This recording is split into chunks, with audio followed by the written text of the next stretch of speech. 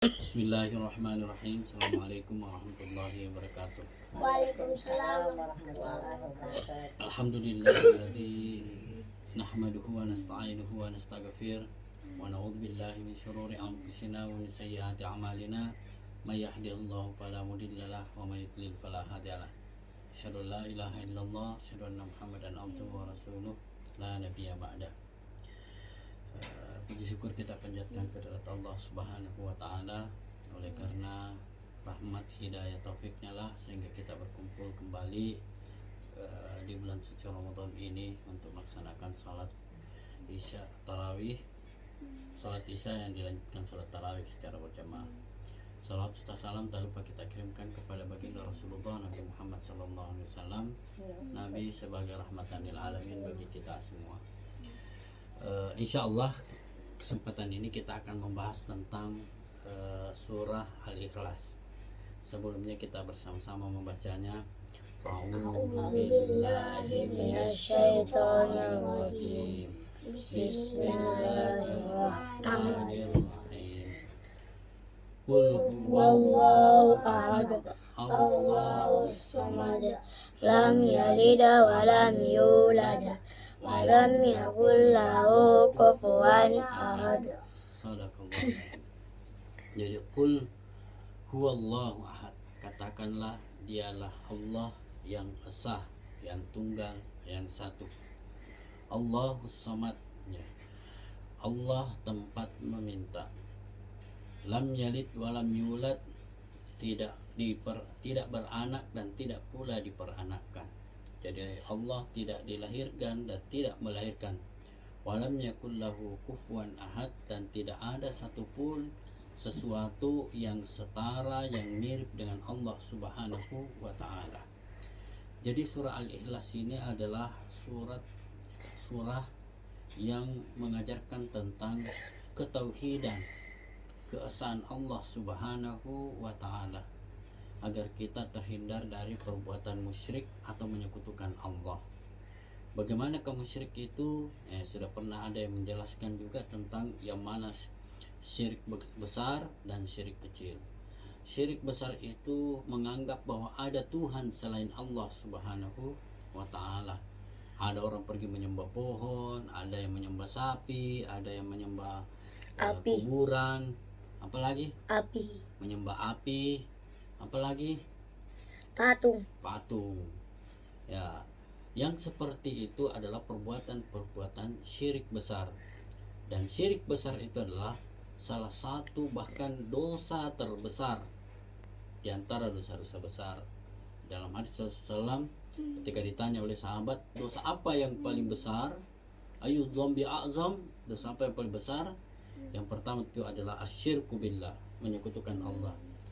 Ya. Kemudian yang kedua itu adalah durhaka kepada kedua orang tua.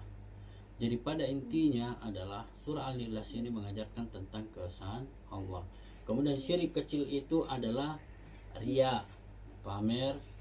Ya, ketika membanggakan diri itu termasuk syirik kecil yang harus kita hindari. Kemudian Allah tempat meminta segala sesuatu. Jadi kalau kita punya kebutuhan, mintalah kepada Allah. Kalau kita sakit, mintalah kepada Allah Subhanahu wa taala. Jadi orang yang sakit itu ketika berobat itu hanya merupakan wasilah, salah satu usaha. Yang menyembuhkan itu adalah Allah Subhanahu wa taala. Jadi kita meminta kepada Allah, mohonlah kepada Allah Subhanahu wa taala agar kita diberikan kesembuhan. Kemudian Allah tidak beranak dan tidak pula diperanakkan. Nah, ada kepercayaan bahwa Tuhan beranak, Tuhan anak, Tuhan Bapa dan Ruhul Kudus. Seperti kepercayaan orang Nasrani. Nah, umat Islam tidak mempercayai bahwa Tuhan itu ada Tuhan Bapa, ada Tuhan anak. Kalau orang Nasrani menganggap bahwa Yesus itu adalah anak Tuhan, Yesus juga adalah Tuhan. Bagi Islam itu adalah pemahaman yang keliru, yang dianggap keluar dari ketauhidan. Walam yakul lahu kufuwan ahad, tidak ada sesuatu yang serupa dengan Allah Subhanahu wa taala. Ada sebagian golongan menyembah sapi, dianggap bahwa Tuhan menjelma menjadi bentuk sapi. Makanya di India itu yang agama Hindu sangat memuliakan sapi. Makanya pernah marah itu karena umat Islam berkurban di Idul Adha, dia marah karena Tuhannya disembelih. Ya. Ada juga pada zaman jahiliyah membuat roti, kemudian dibentuk-bentuk seperti manusia, kemudian disembah-sembah, kemudian dimakan. Makanya pernah itu Umar radhiyallahu anhu sementara duduk-duduk, ketika dia menoleh ke kanan dia menangis, ketika dia menoleh ke kiri dia tersenyum, dia tertawa. Ketika ditanya, wahai Umar, kenapa kamu ketika menoleh ke kanan menangis, ketika menoleh ke kiri tertawa? Kata Umar, dulu waktu saya masih jahiliyah, artinya masih kafir, pernah membunuh hidup-hidup, mengubur hidup-hidup anak perempuannya. Karena dulu pada zaman jahiliyah anak perempuan itu tidak ada artinya, menjadi aib, membuat malu kalau ada anak perempuannya orang. Sehingga dulu waktu dia tahu bahwa ada anaknya ternyata perempuan yang selama ini istrinya menyembunyikannya dengan cara dikasih pakaian laki-laki, diajari pelatihan laki-laki, diajari berkuda dan sebagainya. Suatu waktu anaknya Umar ini ingin pipis. Nah, ketika Umar membuka celananya, anaknya, dia kaget ternyata anaknya perempuan.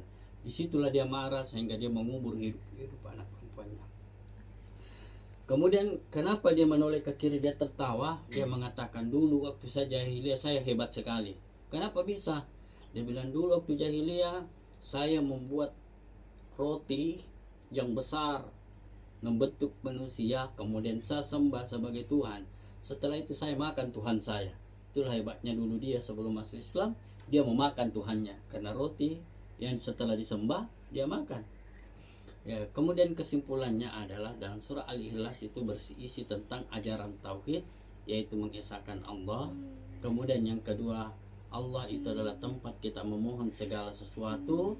Kemudian yang ketiga itu adalah bahwa Allah itu tidak berkembang biak, tidak beranak dan tidak pula diperanakkan. Dan yang keempat itu tidak ada sesuatu yang menyerupai Allah Subhanahu wa taala.